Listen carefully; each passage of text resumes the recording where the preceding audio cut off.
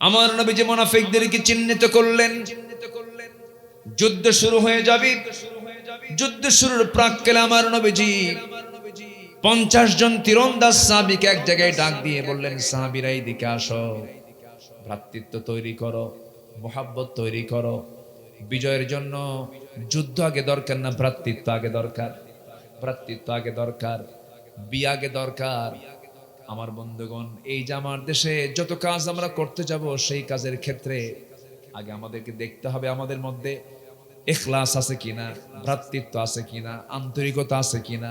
বিয়ে আগে দরকার না মন ভালো হওয়া আগে দরকার? বলেন বলেন বলেন বলেন। নিয়ত ভালো হওয়া দরকার। আমি বউকে ভালোবাসলাম না, সংসার হবে কেমনে? পরস্পর পরস্পরের ভ্রাতৃত্ব, এই বিজয়টা আসবে কেমনে? উহুদের ময়দানে আমার নবীজি 50 জন তীরন্দাজকে বললেন, সাহাবীরা তোমরা তীর নিয়ে হাতে নিয়ে এখানে বসে থাকো। এই জায়গা থেকে নড়বান, এটা একটা চিকন রাস্তা আছে, কাফের এদিক দিয়ে আক্রমণ করতে পারে। যুদ্ধ শুরু হয়ে গেছে, যুদ্ধে মুসলমানদের বিজয় প্রায় হয়ে গেছে। কিন্তু এই 50 জন সাহাবী ভাবলেন, যুদ্ধ যেহেতু শেষ হয়ে গেছে, এখানে থেকে লাভ কি? নবীর কথা অনুমতি না নিয়ে তারা সেই জায়গা থেকে স্থানটা ত্যাগ করলেন। ওই চিকন গলিপথ দিয়া কুরাইশদের একটা টিম ওই দিক দিয়ে তারা আচমকা ভিতরে ঢুকে গেল। ভিতরে ঢুকে পড়েই কাউকে টার্গেট না করে তারা প্রথম টার্গেট করেছে রাসূলকে লক্ষ্য করে। তারা দুনিয়া থেকে বিদায় করার জন্য প্ল্যান হাতে নিয়েছে। দূর থেকে করলো কি, হাতের মধ্যে পাথর নিয়ে মারা শুরু করে দিল। আগে প্রথমে মারলো, তারা তীর মারা শুরু করলো। 10 জন সাহাবী নবীর চতুর্পাশে প্রাচীরের মতো দাঁড় হয়ে বলছে, হুজুর যত তীর লাগবে আমাদের গায়ে লাগবে, আপনার গায়ে একটা আঁচড়ও লাগাতে দেব না। 10 জন সাহাবী সেখানে শাহাদাত বরণ করলেন। আমার নবীজি একাকী পড়ে গেলেন। একটু দূর থেকে কয়েকজন কাফের হাতে পাথর নিল, পাথর মারা শুরু করে দিল।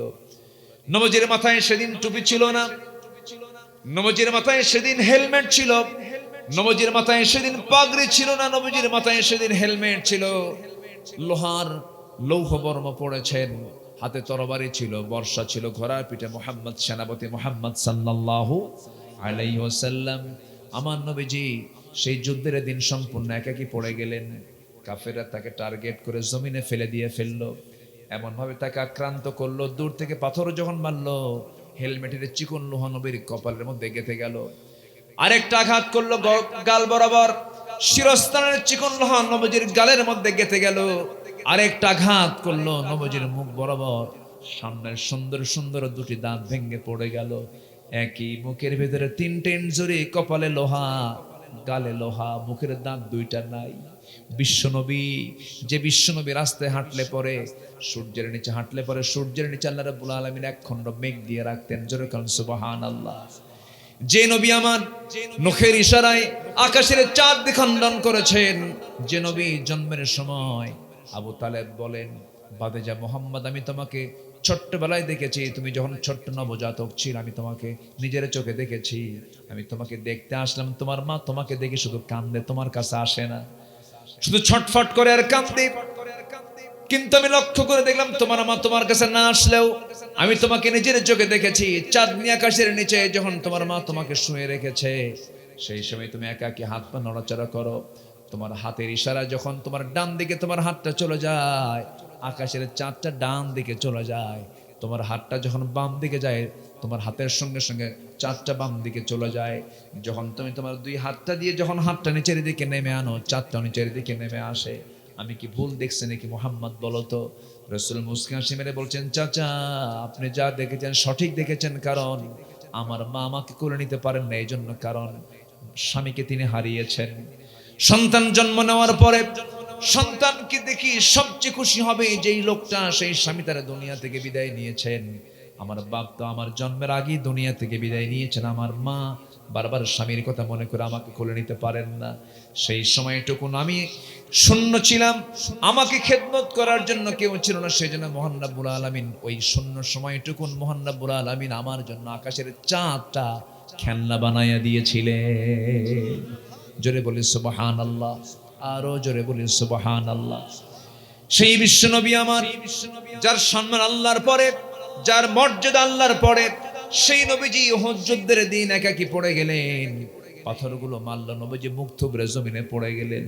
কাফিরদের মধ্যে চতুর্দিক থেকে আনন্দ ছড়িয়ে পড়লো। কাফিররা প্রচার করে ফেললো মুহাম্মদ দুনিয়া থেকে বিদায় হয়ে গেছে।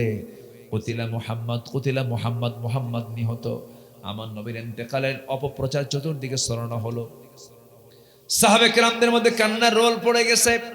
সাইয়েদনা ওমর ফারুক রাদিয়াল্লাহু তাআলা কাঁদতে কাঁদতে পাগলের মতো হয়ে গিয়ে তরবারি বের করে নিয়ে বলছে, যে দুনিয়াতে রাসূল বেঁচে নাই, সেই দুনিয়া তোমার বাঁচার কোনো প্রয়োজন নাই। নবীর প্রতি মুহাব্বত থাকার দরকার আছে না নাই? ভাই ভাই মুহাব্বত থাকার দরকার আছে না নাই? ভ্রাতৃত্বের দরকার আছে না নাই? আমার ভাইয়েরা, যত বিজয় পৃথিবীতে আসছে সব বিজয়ের পিছনে একটা হলো সবচেয়ে বড়, এক নম্বর যেটা হলো আল্লাহর সাহায্য, নম্বর 2 হলো উখুওয়াত, ভ্রাতৃত্ব। আল্লাহু আকবার বলেন। হে মানব মণ্ডলী, সেই মহান রবের তোমরা দাসত্ব করো যিনি তোমাদেরকে সৃজন করেছেন এবং তোমার পূর্বের সকল মানুষকে তিনি সৃষ্টি করেছেন। সেই মহান রবের তোমরা গোলামি করো।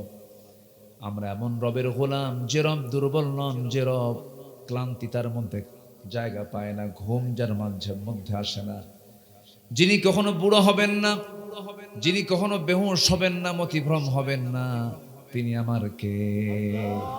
একটু আওয়াজ দিয়ে আমার সঙ্গে সবাই বলুন, আল্লাহু লা ইলাহা ইল্লা হুয়াল হাইয়ুল কাইয়্যুম লা তা'খুযুহু সিনাতুন ওয়ালা নাওম লাহু মা ফিস সামাওয়াতি ওয়া মা ফিল আরদ من ذا الذي يشفع عنده إلا بإذنه يعلم ما بين أيديهم وما خلفهم ولا يحيطون بشيء من علمه إلا بما شاء وسع كرسيه السماوات والأرض ولا يؤوده حفظهما وهو العلي العظيم جنبنا الله أكبر 9টা বাক্য মিলে একটা আয়াত। আমার রবের পরিপূর্ণ পরিচয় যে আয়াতের মধ্যে পাওয়া যায়, যিনি চিরস্থায়ী, যিনি চিরঞ্জীব, যাকে ঘুম পর্যন্ত স্পর্শ করে না, এমনকি তন্দ্রা পর্যন্ত যিনি যান না, সিনাও যার মধ্যে হয় না, তিনি আমার কে? সেই মহান রব্বুল আলামিন আমাকে আপনাকে এই দুনিয়ার ক্ষণিকের বাসিন্দা করে পাঠায়া দিয়েছেন। আমি একটা লক্ষ্যে দুনিয়াতে এসেছি, আমাকে একটা লক্ষ্যে পাঠিয়ে দিয়েছেন। সেই মূল লক্ষ্য হলো সবার আগে চিনতে হবে যাকে, সবার আগে বুঝতে হবে যাকে, সবার আগে বোঝা পড়ে নিতে হবে যার সাথে, তিনি আমার কে? আসতে বলবেন না, তিনি আমার কে? আল্লাহকে আমি বাদ দিতে চাইলেও আল্লাহকে আমাকে বাদ দিবেন?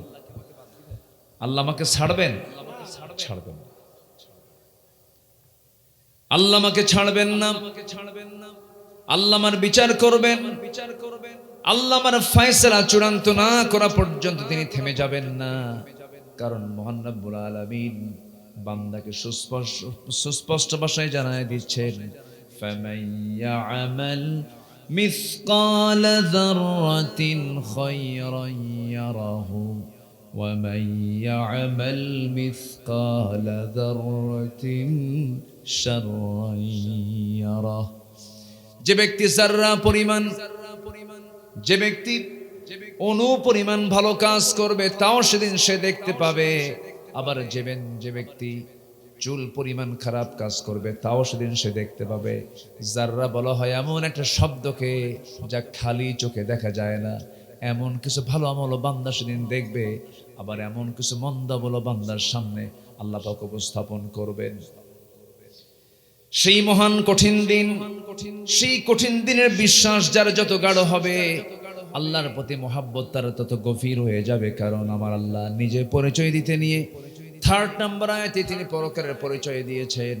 তিনি বলছেন, যারা পারেন ঠোঁট মিলিয়ে বলুন, আলহামদুলিল্লাহি রাব্বিল রব্বিল আলামিন الرحمن الرحيم مالك يوم الدين إياك نعبد وإياك نستعين জোরে বলুন আল্লাহু আকবার।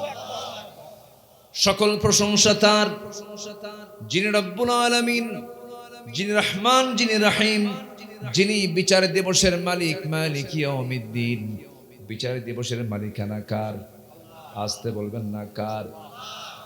আল্লাহ হচ্ছেন সেই দিবসের মালিক। আল্লাহ নিজ হাতে বিচার করবেন, কাউকে ছাড় দিবেন না, কাউকে ছেড়ে দিবেন না। কারণ আল্লাহ নিজে বলছেন ওয়াকিমুল ওয়াজনা বিল কিসতি ওয়ালা তুখসিরুল মিজান ওয়াল আরদা ওয়াদাআহা লিল আনাম فيها فاكهة والنخل ذات الأكمام الله أكبر। তোমরা তোমাদের ওজনকে সঠিক করো, ওজনের হেরফের করো না। দুনিয়াতে ওজন যার সঠিক হবে, আখিরাতে ওজন তার সঠিক হবে। দুনিয়াতে বিচার যার সঠিক হবে, আখিরাতেও বিচার তার সঠিক হয়ে যাবে।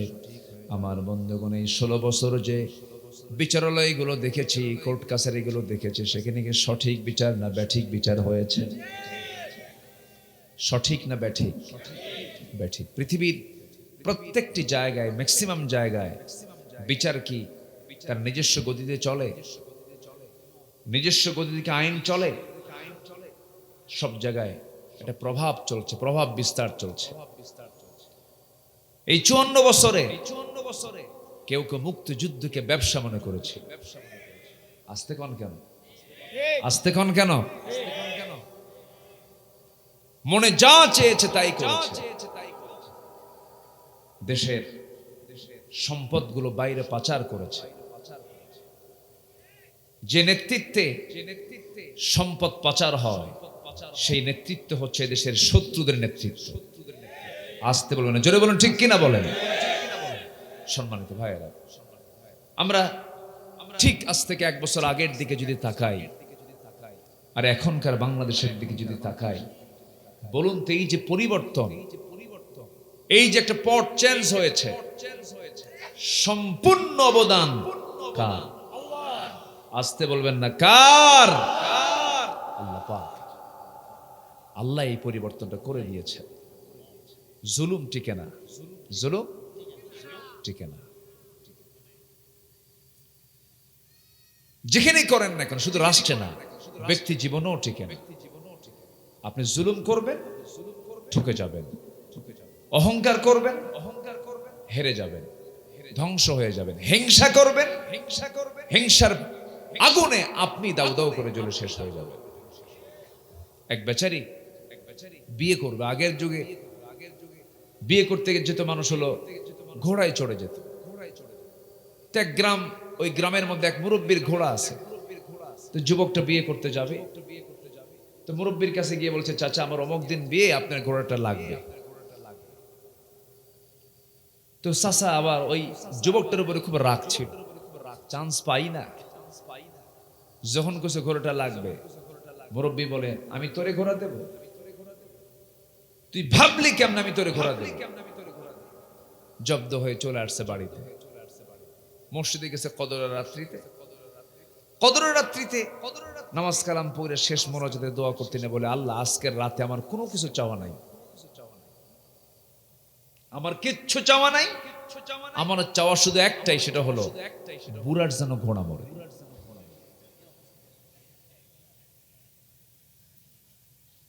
বুড়ার যেন ঘোড়া মরে। এরকম লোক তো মনে হয় আমার দেশে নাই, মনে হয়। আসতে বলবেন না, আছে না নাই?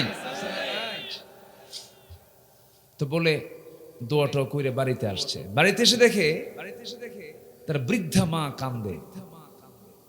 তো সন্তান মাকে বলে, মা তুমি আজকে কদরের রাত তুমি এরকম করে করে আওয়াজ দিয়ে দিয়ে কান্দো কেন? বাবা তোর গরু মরছে। কি মরছে? তাহলে মালাকুল মউত দোয়ায় আসছে কিনা বলেন? কার কাছে আসছে? যাওয়ার কথা কার কাছে? ঘোড়ার কাছে না যায় আসছে কার কাছে? গরুটা কার? নিজেরই। সম্মানিত ভাইয়েরা, হিংসার ফলাফল এমনই হয়। অহংকার আল্লাহ পাক সঙ্গে সঙ্গে চূর্ণ করে দেন। মেধাবী ছাত্রগুলো বলে ফেললো, আমিও ঢাকা ইউনিভার্সিটির ছাত্র ছিলাম, ভাঙ্গাচুরা পড়াশোনা করেছি। ঢাবিতে যারা পড়াশোনা করে তারা মেধাবী। এদেশের বিভিন্ন আন্দোলনে ঢাকা বিশ্ববিদ্যালয়ের অবদান আছে না নাই বলেন তো? ভাষা আন্দোলন থেকে শুরু করে নিয়ে স্বাধীনতা আন্দোলন, সবকিছুতেই, স্বৈরাচার বিরোধী আন্দোলন, ছাত্র বৈষম্য বিরোধী আন্দোলন, এই যে সমস্ত আন্দোলনে ঢাবির একটা অবদান আছে। এটি একটি আলাদা ময়দান। সম্মানিত ভাইয়েরা, সম্মানিত বন্ধুগণ, অনেক কথাই আছে। আমি রাত বেশি হয়ে গেছে তো আমি চিন্তা আছি যে আপনারা আমাদের থেকে দৌড় যে কখন মারবেন আমি চিন্তা করতেছি। সবাই থাকতে রাজি আছেন তো?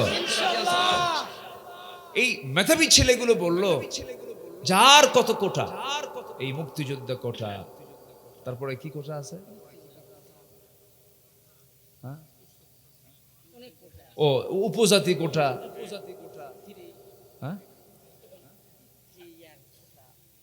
আরো হ্যাঁ, দুনিয়ার কোটা মোটা দিয়া যারা মেধাবী ছাত্র এরা ঝরে পড়তেছে, ওরা চাকরি পাচ্ছে না, ওদের ভাগে আর নাই, সব ভাগ ওরাই দখল করে ছাড়তেছে। ওরা বলল যে পড়াশোনা করে লাভটা কি, এত স্টাডি করলাম, পড়াশোনা করলাম, যারা কোটাওয়ালা ওরাই নিয়ে যায়। বলল না, মেধার ভিত্তিতে যাচাই হবে। যুক্তি আছে না নাই বলেন তো? আচ্ছা, বলল। যদি শুনেও থাকতো তাও একটা কথা ছিল, জবাব তো দিতেই হবে। এই 16 বছরের যে নেত্রী আমার দেশে ছিল, ওনার জবাব না দিলে ওনার মুখ মানে ঠিক থাকতো না, জবাব দিতেই হবে। উনি জবাব দিয়ে বললেন যে রাজাকারের নাতিপুতিরা চাকরি পাবে? বল, এই 54 বছর পরে সেই বাচ্চাদেরকে রাজাকার গালি দিলে কেন সহ্য করে বলেন তো? এটা কি সহ্য করার মতো? আর এটা কি বিনয়ের কথা না অহংকারের কথা? অহংকারের কথা। অহংকার করবেন, শেষ হয়ে যাবে। শুধু একটা কথা মাথায় রাখতে হবে, জীবন মৃত্যু আল্লাহ পাক দিয়েছেন। যতই যোগ বিয়োগ গুণন ভাগ করেন না কেন, সব যোগের, সব অঙ্কের ফলাফল হলো মৃত্যু। অঙ্কের ফলাফল কি? মৃত্যু, মরে যাও। এই চিন্তা মাথায় নিলে পরে কোনো হিংসা আসবে না, কিচ্ছু আসবে না। আমরা কার গোলাম হয়ে যাব বলেন? আসতে বলবেন না, কার গোলাম হয়ে যাব? আল্লাহ। আসুন, আল্লাহর গোলাম হওয়ার জন্য কিছু চরিত্র সুন্দর করা দরকার। আমি এমন একটা সূরা থেকে আজকে কথা বলতে চাচ্ছি, যে সূরাটা প্রত্যেকটা পরিবারে এটার আলোচনা থাকা দরকার। এটা সামাজিক সূরা, সূরাতুল হুজুরাত থেকে আমি কিছু কথা বলতে চাই। ওমা তাওফীকি ইল্লা বিল্লাহ আলাইহি তাওয়াক্কালতু ওয়া ইলাইহি উনীব। যে সূরার ভিতরে আল্লাহ রাব্বুল আলামিন 10টা হুকুম করেছেন, এবং সূরাতুল হুজুরাতের মধ্যে আল্লাহ তাআলা ভ্রাতৃত্ব নিয়ে কথা বলেছেন, তাকওয়া নিয়ে কথা বলেছেন। আসুন ধীরে ধীরে সে আলোচনার দিকে আস্তে আস্তে চলে যাচ্ছি। ওমা তাওফীকি ইল্লা বিল্লাহ। আল্লাহ রাব্বুল আলামিন মুমিনদেরকে কেমন হওয়া উচিত এই বিষয়ে সুন্দর করে সূরাতুল হুজুরাতের মধ্যে বলছেন, ইন্নামাল মুমিনুনা ইখওয়া ফাআসলিহু বাইনা আখওয়াইকুম লাকুম তুরহামুন। জোরে বলুন আল্লাহু আকবার, আরো জোরে বলুন আল্লাহু আকবার। নিঃসন্দেহে মুমিনরা হলো কি? মুমিনরা হলো পরস্পর ভাই ভাই। এখানে কিন্তু কাফেরকে ভাই বলা হয় নাই, মুশরিককে ভাই বলা হয় নাই। কাদেরকে বলা হয়েছে ভাই ভাই? মুমিনদেরকে বলা হয়েছে যার মধ্যে ঈমান আছে। যার মধ্যে কি আছে বলেন? ঈমান আছে। ঈমান থাকবে যার মধ্যে, সেই হবে আমার ভাই। যার মধ্যে ঈমান থাকবে না, সে আমার কখনো ভাই হতে পারে না, সে আমার কখনো বন্ধু হতে পারে না, সে আমার কখনো সম্পর্ক সূত্রে কোনো কিছুই হতে পারে না, কারণ সম্পর্ক হবে হলো ইসলামের ভিত্তিতে। কোন পুরুষ যদি কোনো নারীকে বিয়ে করতে চায়, সব নারীকে সে বিয়ে করতে পারবে না। মুসলিম ইহুদিকে বিয়ে করতে পারবে না, খ্রিস্টানকে বিয়ে করতে পারবে না। ওয়ালা তুনকিহুল মুশরিকাত হাত্তা ইউমিন। জোরে বলুন আল্লাহু আকবার। কোন মুশরিক নারীকে আল্লাহ রাব্বুল আলামিন বিয়ে তাদের জন্য হারাম করে দিয়েছেন। কোন মুশরিক নারীকে বিয়ে করতে পারবে না। আমার দেশে কিছু পরিবার আছে যে পরিবারগুলো স্বামী হলো মুসলমান, বউ হলো হিন্দু, স্বামী হলো মুসলমান, বউ হলো খ্রিস্টান, স্বামী হলো মুসলমান, বউ হলো ইহুদি। মনে হয় নাই? আসতে বলবেন না, আছে না নাই? নামগুলো বললে আরো ক্লিয়ার হয়ে যাবে। আমার কথা কি বুঝতেছেন আপনারা? আচ্ছা, আছে না নাই? সম্মানিত ভাইয়েরা, ইসলামকে সবার আগে লালন করতে হবে। ইসলাম দিয়ে সবকিছু। রাজনীতির নিয়ন্ত্রণে ইসলাম থাকবে না, ইসলামের নিয়ন্ত্রণে রাজনীতি থাকবে। রাষ্ট্রের নিয়ন্ত্রণে ইসলাম থাকবে না, ইসলামের নিয়ন্ত্রণে রাষ্ট্র থাকবে। রাষ্ট্রের অধীনে ইসলাম থাকবে না, ইসলামের অধীনে রাষ্ট্র থাকবে। রাষ্ট্র দিয়ে ইসলাম পরিচালিত হবে না, ইসলাম দিয়ে রাষ্ট্র পরিচালিত হবে। কিন্তু আজকের সমাজে আমরা তা দেখছি উল্টা। সম্মানিত ভাইয়েরা, সম্মানিত বন্ধুগণ, এই মাহফিলগুলো আমাদেরকে চলতে দেয়নি, মাহফিলে বাধা দিয়েছে। মঞ্চে যখন উঠেছি, এই দীর্ঘ 16-17 বছর মঞ্চটার সঙ্গে সঙ্গেই প্রশাসনের লোক এসে গোটা মঞ্চ ঘেরাও করে রেখেছে। ডানে বামে কিরামুন কাতিবিন বসে রাখছে, কম অত্যাচার করেনি। সমস্যা ওদের একটাই ছিল, সেটা হচ্ছে জাতি যদি সচেতন হয় আমাদের নেতৃত্বে আগুন ধরে যাবে। কিন্তু জাতি কি জেগে ওঠে নাই? জাতি কি জেগে ওঠে নাই? জাতি কি ঘুম থেকে জাগ্রত হয় নাই?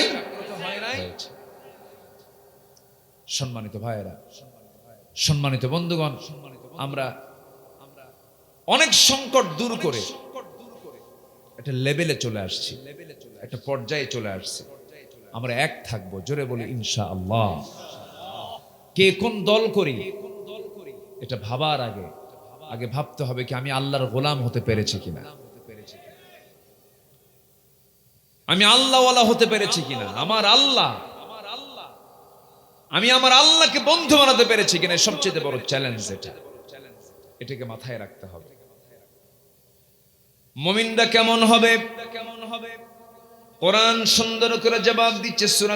সূরাতুল হুজুরাত আল্লাহ রাব্বুল আলামিন বলেন, ইন্নামাল মুমিনুনা ইখওয়াতুন ফাআসলিহু বাইনা আখওয়াইকুম ওয়াত্তাকুল্লাহা লাআল্লাকুম তুরহামুন। জোরে বলুন আল্লাহু আকবার। নিঃসন্দেহে মুমিনরা হলো পরস্পরের ভাই। কোনো যদি সমস্যা হয়ে থাকে ফাসলিহু, ইসলাহ করে নাও, সংশোধন করে নাও, সমাধান করে নাও। কিন্তু কখনো শত্রুতা করো না, হিংসা করো না। পরস্পরে কাদা সরাসরি করো না, ভ্রাতৃত্বের বন্ধনে আবদ্ধ হয়ে যাও। আল্লাহ রাব্বুল আলামিন এই কথাই বলছেন ওয়াত্তাকুল্লাহ। আবার তিনি বলছেন, ও বান্দা, কাউকে না ভয় করে আমি আল্লাহ আমাকে ভয় করো। কার কথা? আল্লাহর কথা। তাহলে ভ্রাতৃত্ব হচ্ছে সবচেয়ে গুরুত্বপূর্ণ বিষয় এখন আজকের পৃথিবীর জন্য। আজকে যদি মুসলমানদের মধ্যে যদি ভ্রাতৃত্ব থাকতো, আজকে ফিলিস্তিন জ্বলন্ত অগ্নিকুণ্ড হতো না। গাজাকে মৃত্যুপুরী বানিয়ে ছেড়েছে। গাজা হয়ে গেছে এখন একটা জ্বলন্ত অগ্নিকুণ্ড, যেখানে অক্সিজেন সরবরাহ বন্ধ করে দেওয়া হয়েছে। ছোট্ট সন্তান বাপকে হারিয়ে, মাকে হারিয়ে, 1.5 বছর 2 বছরের ছোট্ট বাচ্চাগুলো রাস্তায় হাঁটতেছে, কেউ নাই। সেদিন ছোট্ট একটা বাচ্চাকে দেখলাম ক্ষুধার জ্বালা সহ্য করতে না পেরে ছাগলের ঘাস চাবায় চাবায় খাচ্ছে। ছোট্ট একটা মেয়ে ফিলিস্তিনের মাটিতে লিখতেছে, ও আল্লাহ, শুনেছি দুনিয়াতে তোমার 200 কোটি মুসলমান বান্দা আছে, কিন্তু তোমার কোন একটা বান্দা আমাদের জন্য কোনো খাবার নিয়ে আসলো না। শুনেছি আল্লাহ তোমার জান্নাতে নাকি অনেক খাবার আছে, আমাদের মৃত্যু দাও, আমরা জান্নাতে গিয়ে খেতে চাই। সম্মানিত ভাইরা, এগুলো কেন হচ্ছে? আমাদের মধ্যে ভাই ভাই ভাব আছে, ভালোবাসা আছে, ভ্রাতৃত্ব আছে। জমি কিনে একজন আরেকজনের হিংসায় ঘুম হয় না, আছে না? জমি কিনছে একজন, একটু ভালো জমি কিনছে, ও যে জমি কিনছে এই টেনশন আরেকজনের ঘুম নাই। কি পরিমাণ হিংসা! আমার বন্ধুগণ, আজকে যদি মুসলমানদের মধ্যে যদি ভ্রাতৃত্ব পয়দা হয়ে যেত, যদি মুসলমান যদি পরস্পর ভাই ভাই হয়ে যেত, আজকে এই করুণ দৃশ্যগুলো দেখা লাগতো না। আল্লাহ রাব্বুল আলামিন আরেক জায়গায় আয়াতের অনুকূলে আরেক জায়গায় বলছেন, ওয়াতাসিমু বিহাবলিল্লাহি জামিআন ওয়া লা তাফাররাকু ওয়াযকুরু নি'মাতাল্লাহি আলাইকুম إذ كنتم أعداء فألف بين قلوبكم। আমার বন্ধুগণ, আল্লাহ রাব্বুল আলামিন বলছেন, ও বান্দা, সকল ভেদাভেদ ভুলে ভ্রাতৃত্বের বন্ধনে আবদ্ধ হয়ে তোমরা আল্লাহর রজ্জুকে, আল্লাহর দড়িকে শক্ত করে ধরো, কোরআনকে শক্ত করে ধরো। মতপার্থক্য সৃষ্টি করো না। আমার বন্ধুগণ, কিন্তু দুঃখজনক হলো সত্য, আজকে 56টি মুসলিম রাষ্ট্র, 200 কোটি মুসলমান। ইহুদির জনসংখ্যা হলো প্রেজেন্ট ওয়ার্ল্ডে, বর্তমান দুনিয়াতে 1,52,00,000 ইহুদি, আর মুসলমানের সংখ্যা হলো 200 কোটি। 200 কোটি মুসলমান যদি আজকে ভ্রাতৃত্বের বন্ধনে আবদ্ধ হতো, 1,52,00,000 ইহুদিকে ধরাশয়ী করার জন্য অস্ত্র লাগতো না, শুধু মুখের থুতু মেললেই যথেষ্ট হয়ে যেত।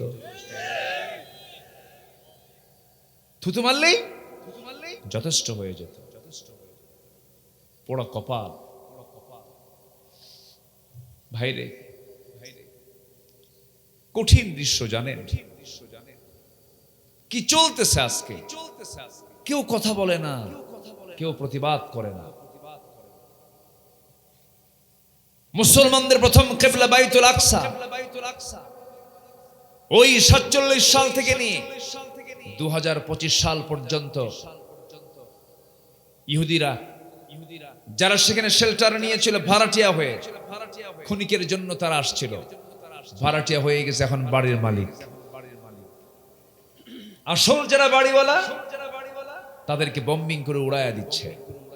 কিচ্ছু না, 56টি মুসলিম রাষ্ট্র লাগবে না আমার বাংলাদেশের মতো, পার্শ্ববর্তী দেশের মতো হাতে গোনা কয়েকটা 5-6টা মুসলিম রাষ্ট্র যদি এক হতো,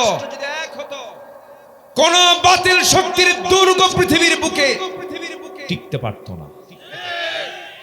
এই জন্য আল্লাহ রাব্বুল আলামিন বলছেন, মুমিন তোমরা হলো পরস্পরের ভাই, ইসলাহ করো, ঠিকঠাক করে নাও, নিজেদের সংসারে আগুন ধরায় দিও না, মতপার্থক্য সৃষ্টি করো না। কার কথা?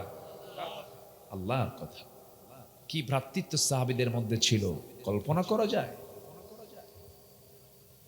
মুসলমানদের মাঝের যে ভ্রাতৃত্বটা ছিল, এই ছিল অন্য ধরনের ভ্রাতৃত্ব। আমার বন্ধুগণ, আমার নবীজি মক্কা ছেড়ে মদিনায় চলে গেছেন।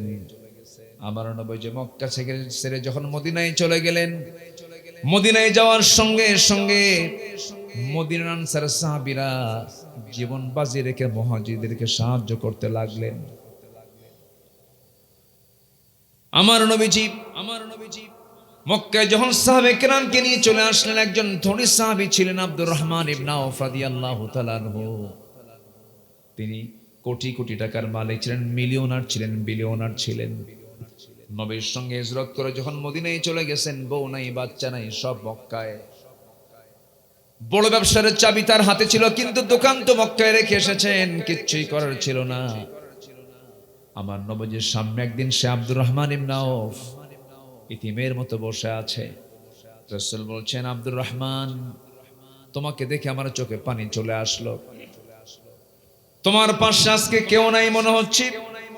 ও আব্দুর রহমান, তুমি যে আজকে দিন গ্রহণ করার কারণে দুনিয়ার সবকিছু মাইনাস করে ফেললে, তোমার কষ্ট হচ্ছে নাকি? আব্দুর রহমান ইবনে আউফ মুস্কি হাসি মেরে বলছেন, ইয়া রাসূলুল্লাহ, আল্লাহর কসম করে বলি, আমি যে দিনটা গ্রহণ করেছি, আমি যে ইসলামটা গ্রহণ করেছি, এর চেয়ে বড় পাওয়া আমার জীবনে আর দ্বিতীয়টা নাই। আমি আপনাকে পেয়েছি, আমি আমার আল্লাহকে পেয়েছি, এটা আমার সবচেয়ে জীবনের বড় পাওয়া। আমার নবীজি বলেন, আব্দুর রহমান, তোমার ব্যবস্থা কিছু আমি করে দিচ্ছি, দেখো একটু ওয়েট করো। আনসার সাহাবীকে ডাক দিচ্ছেন, আনসার সাহাবীকে ডেকে বলছেন, আনসার সাহাবী, আমার আব্দুর রহমান খুব ধনী সাহাবী ছিল মক্কার মাটিতে, মিলিয়নার ছিল, বিলিয়নার ছিল। অতএব আমার আনসার সাহাবী, আমার এই ধনী সাহাবীর জন্য দেখো তো কিছু করা যায় কিনা, দেখো তো, চেষ্টা করে দেখো। আনসার সাহাবী নবীর কথাকে বরকত মনে করে ঘোড়ার পিঠে তাকে চড়াইয়া নিলেন। মদিনার সবচাইতে বড় দুইটা খেজুর বাগান তিনি দেখায় দিলেন। এরপরে বলছেন, আমার ভাই, ও আমার মুহাজির ভাই, তুমি তো দুইটা খেজুর বাগান দেখলে, যে খেজুর বাগানটা তোমার পছন্দ, সেই খেজুর বাগানটা আমি নবীজির অর্ডারে এক্ষুনি তোমার নামে দলিল করে দিতে চাই। ভ্রাতৃত্ব আছে না নাই? আসতে বলবেন না, আছে না নাই? আচ্ছা, ভালোবাসবো আমরা কার জন্য? আসতে বলবেন, ভালোবাসবো আমরা কার জন্য? কিন্তু ক্যাম্পাসের সামনে যে গাছের জোড়ায় জোড়ায় ভালোবাসে, এটা কার জন্য? শয়তানের জন্য না মেয়ে পাওয়ার জন্য? ভালো করে উত্তর দেন। হ্যাঁ, এই যুবকরা কথা বলো। ও ভালোবাসা ঠিক,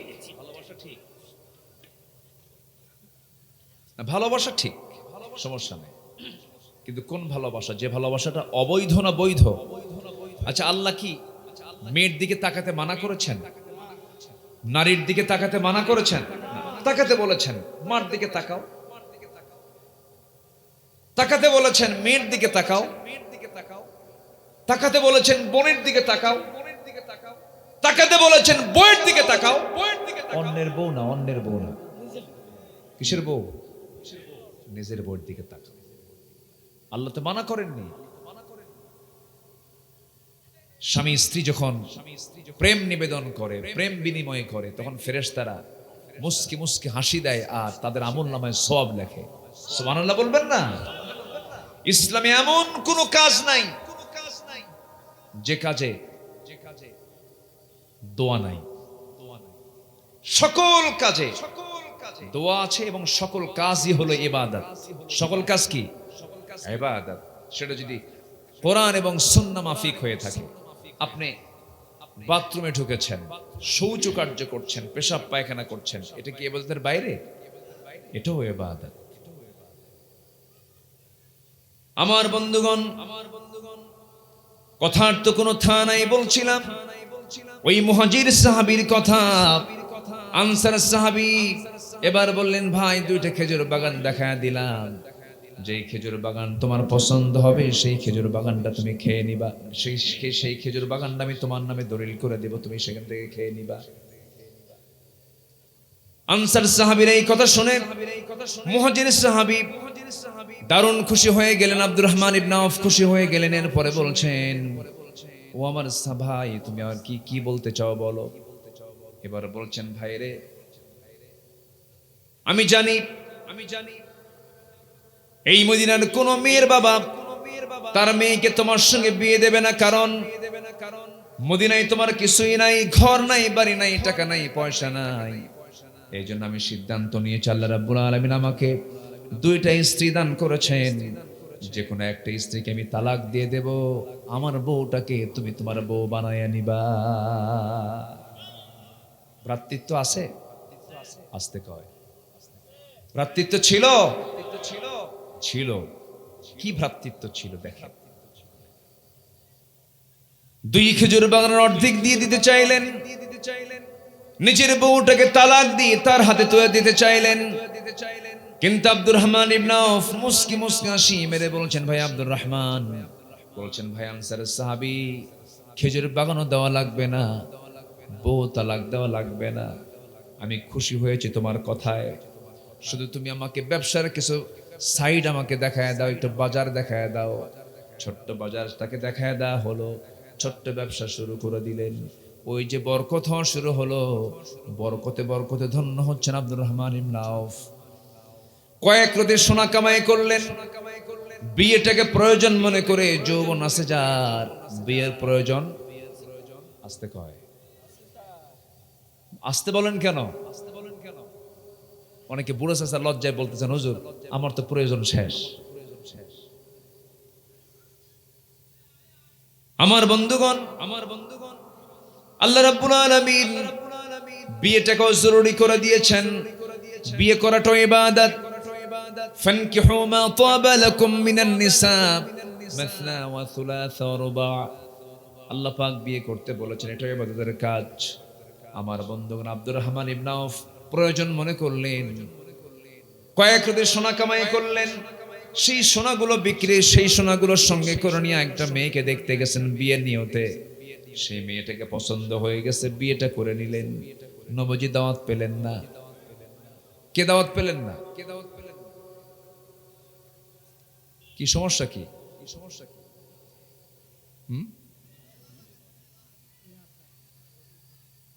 কোন সমস্যা, অসুবিধা?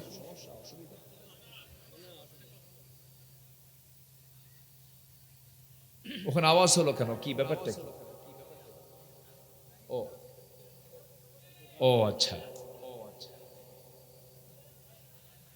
কোরআনের মাহফিল এটা। কিসের মাহফিল বলেন তো? কোরআনের মাহফিল। এই জায়গায় যদি ফেরেশতাদের লিস্টে, যদি ফেরেশতারা কিন্তু লিস্ট করে, সেই ফেরেশতার লিস্টে যদি আপনি বেয়াদবের তালিকায় পড়েন, জান্নাত হারাম হয়ে যাবে, জান্নাত হারাম হয়ে যাবে। এটা কিন্তু বিশাল ব্যাপক জায়গা। এটা খেল তামাশার জায়গা না। একটু বসেন, একটু বসেন। আমি তো আমার বাপের কাহিনী বলতে আসিনি, নবী সাহাবীদের জীবন থেকে কিছু কথা বলতে এসেছি। একটু বসেন না, কত সময় এদিক সেদিক চলে যায়। আমি আসছি অনেক আগে, আমি চাইছিলাম যে একটু আগে ভাগে উঠবো, কিন্তু আমার দেশের 95% মাহফিল কমিটির একটা প্রবলেম কি জানেন? এমন সময় উঠায় দেয় যখন মানুষের যাওয়ার সময় হয়ে যায়। একদম 95% কমিটির এই চিত্র। এটা আমার দেশে বলে লাভ হয় না, বলে লাভও হয় না। ময়মনসিং এক মাহফিলে গেলাম, 8টার দিকে মাহফিলে গেছে। বলে হুজুর খাওয়া দাওয়া করেন? বালিশ দিলাম, শুয়ে পড়েন। তো বললাম যে আমাকে উঠাবেন কখন? গত বছর বক্তা যে সময় উঠছে তার 1 ঘন্টা আগে তুলুন। রাত 3টার দিকে ডাক দিছে। রাত কয়টা? 3টায় ডাক দিয়ে বলে হুজুর চলেন। আমাকে 3টায় দিলেন, গত বছর মেহমান কয়টা? হুজুর 4টায় ছিল। এবার আপনাকে 1 ঘন্টা আগে দিস। এই নওগাঁ মান্দা বদলগাছির সাথী, মান্দার সাথে একটা থানা আছে বাগমারা, নাম শুনেছেন তো? বাগমারাতে এক মাহফিলে গেলাম, বলতেছে হুজুর আপনার বয়ান রাত 4:30টায়। তো বললাম কেন? হুজুর আপনার মাহফিলও শেষ, আপনার বয়ানও শুরু, মাহফিলও শেষ, আপনি শেষ দোয়া করবেন হুজুর। আমি বললাম যে ভাইজান লোক কি থাকবে? কিন্তু হুজুর লোক থাকার দরকার নাই, তাহলে আওয়াজ দরকার, আওয়াজ। বিচিত্র না, সবকিছুই সময় মতো হওয়া উচিত। এই সিচুয়েশনটা হতো না যদি একটু আগে ভাগে উঠলে এই পরিবেশটা একটু সুন্দর থাকতো। যাই হোক, সমস্যা নেই, লোকজন বসে আছেন, বলি আলহামদুলিল্লাহ, জোরে বলি আলহামদুলিল্লাহ। আমি কিন্তু শুরু করেছি ভ্রাতৃত্ব দিয়ে। আজকে গোটা পৃথিবীতে সবচেয়ে সংকট আজকে আমাদের মাঝে কিসের? ভ্রাতৃত্বের। যে রোগ, যে সময়ের, সেই রোগ বিষয় তো কথা বলা দরকার। আজকে আমাদের মাঝে মোহাব্বত নাই, আমরা এত হৃদয়হীন হয়ে পড়েছি। একটা মানুষকে মেরে 49 টুকরা বানাচ্ছে মানুষ, 49 টুকরা। মানুষ এতটাই পাষাণ, হিংস্র হায়নাও এত পাষাণ নয়। একটা মানুষকে মেরে হাড় হাড্ডিকে পৃথক করে গোশতগুলোকে কষায়ের মতো কেটে টুকরো টুকরো করে কোমরের মধ্যে দিয়ে ফ্ল্যাশ করে মাংসকে সরানো হচ্ছে, অস্তিত্বহীন করা হচ্ছে, আউট করে দেওয়া হচ্ছে। আমরা কোন দুনিয়া আমরা বসবাস করছি? এই আধুনিক দুনিয়ায় ইসরায়েল 20 সেকেন্ড পর পর এক একটা করে মাল্টি স্ট্রিট বিল্ডিং এর উপরে বম্বিং করছে। বম্বিং এর ধোঁয়ার উপর দিয়ে মানুষের লাশ উঠতেছে। আজকে মানবতা কোথায়?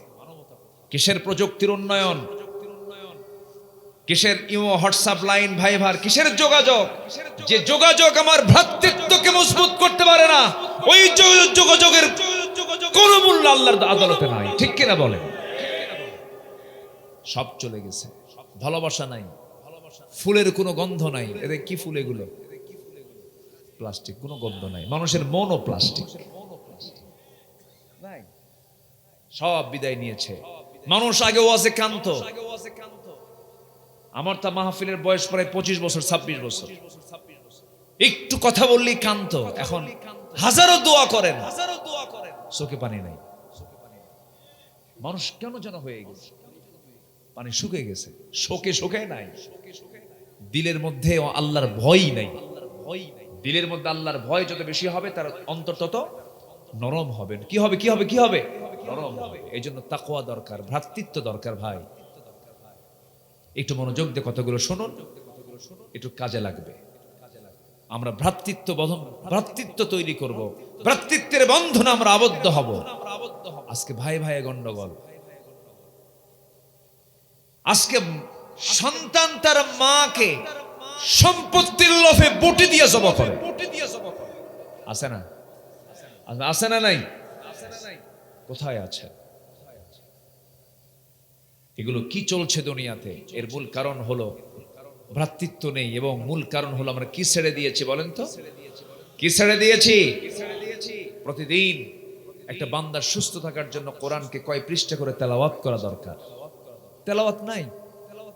মোবাইল পাইলেই ঘন্টার পরে ঘন্টা খালি আছে না? আমার বন্ধুগণ, একটু কান লাগাবেন, মনোযোগ দিয়ে কথাগুলো শুনবেন। আল্লাহ রাব্বুল আলামিন মুমিনদেরকে ভ্রাতৃত্বের বন্ধনে দেখতে চান। যদি টুকটাক সমস্যা হয়ে যায় তোমরা ঠিকঠাক করে নিও। একজন সাহাবীর কথা বলছিলাম, মনে আছে কিনা? আব্দুর রহমান ইবনে আওফ রাদিয়াল্লাহু তাআলা আনহু ব্যবসা করে কিছু সোনা কামাই করলেন। সেই সোনা দিয়া একটা মেয়েকে তিনি বিয়ে করে বউ বানায় বাড়িতে নিয়ে আসলেন। 3-4 দিন পর নবীর কাছে গিয়ে সুন্দর পোশাকে সুন্দর সুগন্ধে যখন দাঁড়িয়েছেন, রাসূল বলছেন, আব্দুর রহমান, তোমাকে আজকে একটু ভিন্ন দেখা যাচ্ছে। চেহারায় কেমন যেন লাবণ্য দেখা যাচ্ছে। চেহারার মধ্যে তোমার মধ্যে বরকত লক্ষ্য করছে। তুমি কি কিছু করছো নাকি? উনি মুস্কি হাসি মেরে বলছে, হুজুর আমি তো বিয়ে করে ফেলছি। রাসূল মুস্কি হাসি মেরে বললেন, বিয়ে করলা তুমি, দাওয়াত পাইলাম না আমি। তুমি আমারে দাওয়াত দিলা না, আমি বিশ্বনবী দাওয়াত পেলাম না, কেমন কথা? সাহাবী এবার মুস্কি হাসি মেরে বলছে, হুজুর দাওয়াত দেব কখন, মনি তো নাই। কি নাই? এরকম হয় কিনা? এখনো হয় না? হয়। কাছের বন্ধু কিন্তু বিয়ের দাওয়াত মিস হয়ে যায়, দাওয়াত পায় না। বিয়ে হয়ে গেছে, আমার নবীজি বলছেন, বিয়ে তো হয়ে গেছে ভালো কথা, সমস্যা নেই, দেখতে গেছো বিয়ে হয়ে গেছে ভালো কথা, কিন্তু আমার তো দায়িত্ব আছে। তুমি হিজরত করে আমার সঙ্গে মক্কা থেকে মদিনা এসেছো, বিয়েটা যে করলাম মহরণার টাকা তুমি দিলা কেমনে? হুজুর ব্যবসা করেছিলাম, কয়েক রতি সোনা কামাই করেছি, সেই সোনাটা সম্পূর্ণ আমার বউকে দিয়া, সেই বউটাকে আমি রানী বানায় আমার বাড়িতে নিয়ে আসছি, মোহরনা আদায় করেছি, ইজাব কবুল হয়ে গেছে। আমার নবীজি এতটাই খুশি হলেন। আমার নবীজি সেই পরিবারের জন্য দোয়া করে বলছেন, আল্লাহ তাআলা আমার আব্দুর রহমান ইবনে আওফ যে ত্যাগ স্বীকার করে মক্কা থেকে মদিনা পর্যন্ত এসেছে, সবকিছু মাইনাস করে দিয়া আমার আব্দুর রহমানের ব্যবসা এবং পরিবারে তুমি আল্লাহ বরকত দিয়া ধন্য করো। পরিবারে এমন বরকত হলো, 13 সন্তানের বাপ। কয় সন্তান বলেন? কয় সন্তান? 13 সন্তান। নবীজি দোয়া করে দিলেন। আচ্ছা, সন্তান কম হওয়া দরকার না বেশি হওয়া দরকার? বেশি হওয়া দরকার। আপনার কয়টা? চারটা। আপনার কয়টা? মাশাআল্লাহ, এটা কি চার দলীয় জোট হলো নাকি? এখানেও চার, এখানেও চার। আপনার কয়টা? মাত্র দুইটা। কি একটি হলে ভালো হয় না? দু সন্তানের বেশি নয়, একটি হলে ভালো হয়। হ্যাঁ, কি স্লোগান দিল! অথচ হাদিস তাজাওয়াজুল ওয়াদুদুল ওয়ালুদ, তোমরা অধিক সন্তান জন্মদানকারী মানে পরিবারে বিয়ে করো, মেয়েকে বিয়ে করো, সন্তান বাড়াও, উম্মত বাড়াও। ফাইন্নি ওয়াহিকুমুল ইয়াউম, আমি রাসূল কিয়ামতের দিন গর্ব করে বলবো আমার এতগুলো উম্মত আছে। আল্লাহু আকবার বলেন। সন্তান এটা একটা বরকত। সন্তান বেশি হলে এটা কি সম্পদ না? সম্পদ না বলেন তো? কিন্তু আল্লাহ একটা ভাগ করে দিয়েছে ইদানিং আধুনিক দুনিয়াতে, যার সম্পদ আছে তার সন্তান নাই, আবার যার সন্তান আছে তার আবার সম্পদ নাই। আচ্ছা, ধনীর ছেলে, ধনীর সন্তান বেশি না গরিবের সন্তান বেশি? বলেন বলেন বলেন। গরিবের সন্তান কোনো কিচ্ছু লাগে না, কোনো চিকিৎসাও লাগে না, কোনো পেট কাটা লাগে না। পেট কাটা কি কি কয়? সিজার। সিজার লাগে না। মানে আমরা তো বাংলা কই না, আমরা ইংরেজি কই সবসময়। সিজার, সিজার লাগে না। পৃথিবীর কোন প্রাণী, মানুষ ছাড়া কোন প্রাণীর কি সিজার লাগে? কোন প্রাণীর সিজারের প্রয়োজন হয় না। খালি প্রয়োজন হয় কার? মানুষের। প্রয়োজন হতো না, এটারও কারণ আছে। কিছু ডায়াগনস্টিক সেন্টার আছে ডাকাত, আছে কিনা বলেন? আছে কিনা বলেন? যেখানে ইনজেকশন দিলে হয়ে যাবে সেখানে কি করে? অপারেশন। ইনজেকশনের জায়গায় কি? অপারেশন। আমার কথা কি বুঝতেছেন ভাই? কোন প্রাণী সিজার নাই, মানুষের সিজার লাগে। গরিবের কোন সিজার লাগে না। গরিবের আল্লাহ রাব্বুল আলামিন বছরের মাথায় একটা, অপর মাথায় আরেকটা দিয়ে দেন, একসঙ্গে দুইটাও দেন। বিয়ের বয়স 11 বছর, বাচ্চার সংখ্যা হলো 9টা। কোন বছর মিস আছে? কোন বছর মিস আছে? কোন গ্যাপ ট্যাপ নাই। কিন্তু ধনী বিয়ে করেছে 23 বছর, 23 বছরের বাচ্চা একটাও আসে নাই। শেষমেশ থাইল্যান্ড চলে গেল, চিকিৎসার জন্য চলে গিয়ে কোনো মতে একটা সন্তান পেটে ধারণ হলো। সেই সন্তানটার বয়স যখন পেটে 9 মাস হয়ে গেছে, ডাক্তার বলে পজিশন ঠিক নাই, সিজার। কি লাগবে? সিজার লাগবে। বাচ্চা দুনিয়াতে চলে এলো।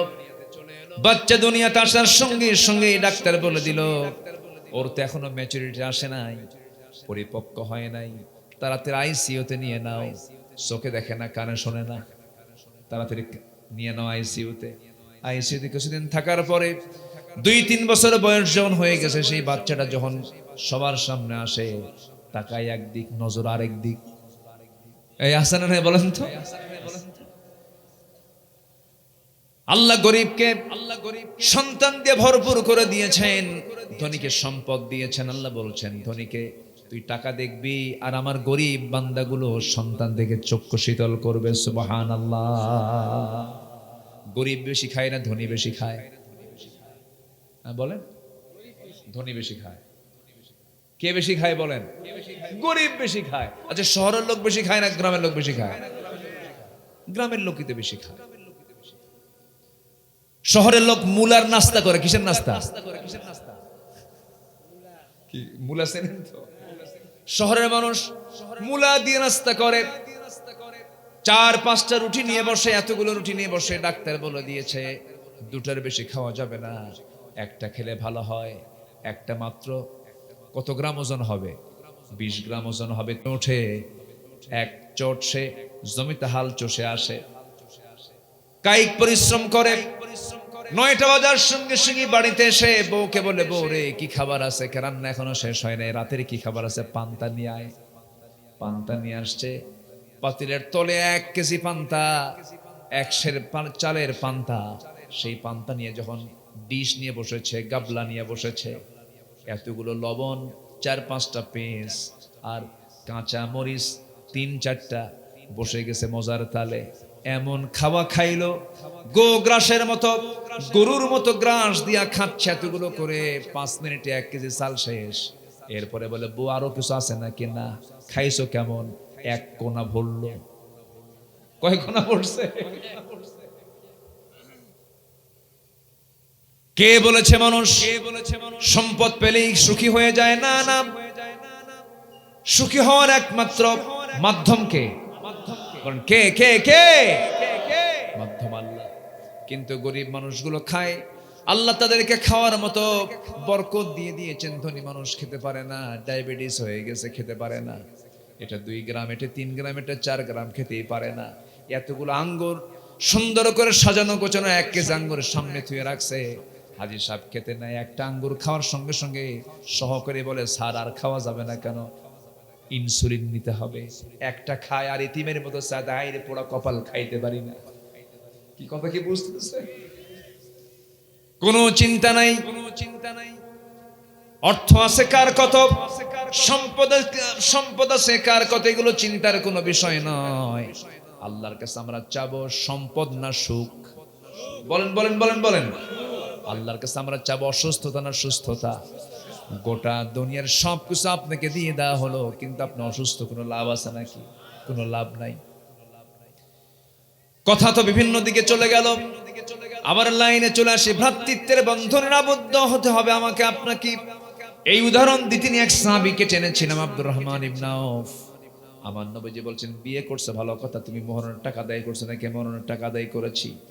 ওই যে কয়েক সোনা কামাই করেছে, সেই টাকাগুলো, সেই সোনাগুলো দিয়ে বউটাকে রানী বানায় ঘরে নিয়ে আসছি। রাসূল দোয়া করে দিলেন। আব্দুর রহমান ইবনে আউফ রাদিয়াল্লাহু তাআলা আনহু বদরে অংশগ্রহণ করেছেন, উহুদে অংশগ্রহণ করেছেন, খন্দকে অংশগ্রহণ করে চরম জখম হলেন, রক্তাক্ত হয়ে জমিনে পড়ে গেলেন। রক্তক্ষরণ আর বন্ধ হলো না, শেষ পর্যন্ত রক্তক্ষরণ হয়ে আব্দুর রহমান ইবনে আউফ রাদিয়াল্লাহু তাআলা আনহু দুনিয়া থেকে বিদায় নিয়েছেন। সাদ ইবনে মুআজ রাদিয়াল্লাহু আনহু দুনিয়া থেকে বিদায় নিয়েছেন।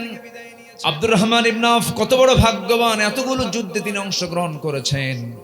আমার ভাইরা, আমার বন্ধুগণ, আব্দুর রহমান ইবনে আউফের জীবনটা আমি টেনে নিয়ে আসার অন্যতম যে দিকটা ছিল সেটা হলো, ওই যে মনে আছে কিনা, আনসার সাহাবী বলে ফেললেন, ভাইরা আমি তোমার জন্য একটা খেজুর বাগান দিয়ে দিলাম, আমার 2টা বউয়ের মধ্যে একটা বউ তালাক আমি তোমাকে দিতে চাই। এই যে ভ্রাতৃত্ব, এই যে মহাব্বত, এই ভালোবাসা আমাদের মধ্যে তৈরি হওয়ার দরকার আছে না নাই? আসতে বলবেন না, আছে না নাই? এই মহাব্বত তৈরি করতে হবে। সাহাবীদের ভিতরে ভ্রাতৃত্ব তো এত মজবুত ছিল যে তাদের স্বপ্ন পর্যন্ত এক হয়ে যেত। আমার নবীজির ইন্তেকাল হয়ে গেছে, ইন্তেকালের বেশ কয়েক বছর পর প্রথম খলিফার ইন্তেকাল হয়ে গেছে। দ্বিতীয় খলিফার আমলে ওমরে ফারুক রাদিয়াল্লাহু তাআলা আনহু, সেই সময় তিনি খলিফাতুল মুসলিমিন। সাইয়্যিদিনা আলী রাদিয়াল্লাহু তাআলা আনহু রাতের আধারে ঘুমিয়ে পড়েছেন বিছানায়। তিনি গভীর ঘুমের মধ্যে তিনি স্বপ্নের মধ্যে দেখতেছেন বিশ্ব নবী তার সামনে দাঁড়াইছেন, দরজার কাছে এসে সালাম দিয়ে বলছে, আলী বহুদিন যাবত তোমার সঙ্গে দেখা হয় না, কথা হয় না। এই কথা বলে নবীজি তার পাশে শিওরে বসে পড়লেন। অনেকগুলো খেজুর থেকে একটা খেজুরে 3 আঙ্গুলে নিয়ে সঙ্গে সঙ্গে সাইয়্যিদিনা আলীর মুখের মধ্যে তুলে দিলেন, বিসমিল্লাহ বলে তার মুখে খাবার উঠায় দিলেন, একটা খেজুর উঠায় দিলেন। তিনি স্বপ্নের মধ্যে খাওয়া শুরু করলেন। স্বপ্নের মধ্যে খেতে খেতেই ঘুম তার ভেঙে গেছে। ঘুমটা ভেঙে গিয়ে যাওয়ার সঙ্গে সঙ্গে, ঘুম থেকে জাগা পাওয়ার সঙ্গে সঙ্গে তিনি লক্ষ্য করে দেখেন তার জিহ্বার ভিতরে তাজা খেজুরের স্বাদ ফুটে উঠেছে। নবীর স্বপ্ন মিথ্যা না সত্য? জোরে বলেন। শুধু সত্য না, মহাসত্য? মহাসত্য। তাজা খেজুরের স্বাদ ফুটে উঠেছে। আবেগ আপ্লুত হয়ে পড়লেন, ওযু বানালেন, নামাজে দাঁড়ায় গেলেন, আল্লাহর দরবারে শুকরিয়া আদায় করলেন, চোখের পানি ফেলে ফেলে কাঁদলেন। আমার বন্ধুগণ, আল্লাহর নৈকট্য হাসিল করার জন্য 5 ওয়াক্ত নামাজ তো পড়তেই হবে। আল্লাহর নিকটতম বান্দা হওয়ার জন্য সবচেয়ে গুরুত্বপূর্ণ একটা নামাজ আছে, সেটা হলো শেষ রাত্রির নামাজ, তাহাজ্জুদ নামাজ। আমরা রেগুলার পড়ব। জোরে বলি ইনশাআল্লাহ, আরো জোরে বলি ইনশাআল্লাহ। দিন শেষে সবার সঙ্গে বন্ধুত্ব হেরে যাবে, বন্ধুত্ব থাকবে কার সাথে? আল্লাহর সাথে। আল্লাহর সঙ্গে সম্পর্ক করার একমাত্র মাধ্যম হচ্ছে 5 ওয়াক্ত নামাজ। আর গুরুত্বপূর্ণ একটা অপশন হচ্ছে, গুরুত্বপূর্ণ একটা টাইম হচ্ছে শেষ রাতের সময়। সাইয়েদনা আলী তাহাজ্জুদ পড়লেন, চোখের পানি ফেলে ফেলে কাঁদলেন। ফজরের যখন আজান হয়ে গেছে, মসজিদের দিকে রওনা করলেন। মসজিদে গিয়ে নামাজে দাঁড়ালেন। নামাজ পড়াচ্ছেন কোনো নিয়োগপ্রাপ্ত ইমাম নয়, নামাজ পড়াচ্ছেন যিনি রাষ্ট্র পরিচালনা করেন সেই লোকটাই নামাজ পড়াচ্ছেন। নামাজ শেষ হয়ে গেছে, সাইয়েদনা ওমর ফারুক রাদিয়াল্লাহু আনহু নামাজের মুসল্লা থেকে দাঁড়ালেন। প্রথম কাতারের সবার হাতে হাতে 2টা 3টা 4টা করে খেজুর দিয়ে গেলেন। দ্বিতীয় কাতারে তাই করলেন। তৃতীয় কাতারে গিয়া সবার হাতে হাতে 2-3টা করে খেজুর দিলেন। ঠিক মাঝখান বরাবরে সাইয়েদনা আলী বসেছিলেন, তার সামনে আসলেন। অনেকগুলো খেজুর থেকে মাত্র একটা খেজুর 3টা আঙ্গুলে তার মুখের মধ্যে উঠায়া দিলেন। সাইয়েদনা আলী কেঁদে কেঁদে বলছেন, ভাই ওমর, আগের জনকে পর্যন্ত 2-3টা করে খেজুর দিলেন, আপনি আমাকে একটা খেজুর দিলেন, কারণ কি? তাও মুখে দিলেন, এর কারণটা কি?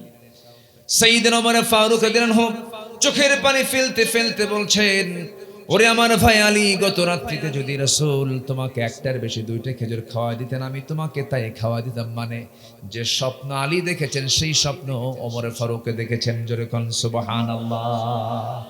ইন্নামাল মুমিনুনা ইখওয়াতুন ফাআসলিহু বাইনা আখওয়াইকুম ওয়াত্তাকুল্লাহা লাআল্লাকুম তুরহামুন। জোরে বলুন আল্লাহু আকবার। আল্লাহ রাব্বুল আলামিন বলেন, মুমিনরা হলো পরস্পরের ভাই ভাই। ফাসলিহু বাইনা আখওয়াইকুম, ভাইদের মাঝে যত জটিলতা আছে, যত সমস্যা আছে, সব সংকট নিরসন করে নাও। ভাই ভাই হয়ে যাও, বুকে বুক মিলিয়ে নাও, ভ্রাতৃত্বের বন্ধনে আবদ্ধ হয়ে যাও। এবং আল্লাহর একটা হুকুমে আয়াতের মধ্যে করছেন, ওয়াত্তাকুল্লাহ, জীবনের সকল জায়গায় একমাত্র ভয় করবে কার? আরো জোরে বলেন কার? আল্লাহর ভয় আমরা করব। আল্লাহর ভয় একমাত্র জান্নাতে যাওয়ার একমাত্র কারণ। আল্লাহর ভয় যার মধ্যে থাকবে সেই বান্দা কোনো হারাম কাজ করতে পারবে না। আল্লাহর ভয় যার মধ্যে থাকবে সেই বান্দা কখনো দুর্নীতি করতে পারবে না। আজকে যদি 16 বছর খোদাভীরু শাসক যদি দেশে থাকতো, আজকে দেশের চিত্র এমনটা হতো না। দেশ স্বাধীন হয়েছে 71, আজকে 2025 সাল। দেশের 54 বছর দেশের স্বাধীনতার বয়স চলছে। কিন্তু এই 54 বছর আমরা যা দেখেছি, জাতির কি ভাগ্য খুলেছে না ভাগ্য পড়েছে? হ্যাঁ, বলেন বলেন বলেন, ভাগ্য খুলেছে না পড়েছে? পড়েছে। কিছুই তো পাইলাম না। সব টাকা দেশ থেকে পাচার হয়ে গেছে, নাই দেশে কিছু। কেউ 25 বছর, কেউ 16 বছর, কেউ 9 বছর, কেয়ারটেকার গভর্নমেন্টের কয়েক বছর, সব দেখা শেষ। কেউ কিছুই করতে পারেনি। আগামীর দেশ আমরা দেখতে চাই ভ্রাতৃত্বের বন্ধনে আবদ্ধ হয়েছে সোনার বাংলাদেশ কোরআন দিয়া। সবাইকে রাজি আছেন? রাজি আছেন কারা কারা? হাত উঁচু করে দেখান মুসলমান।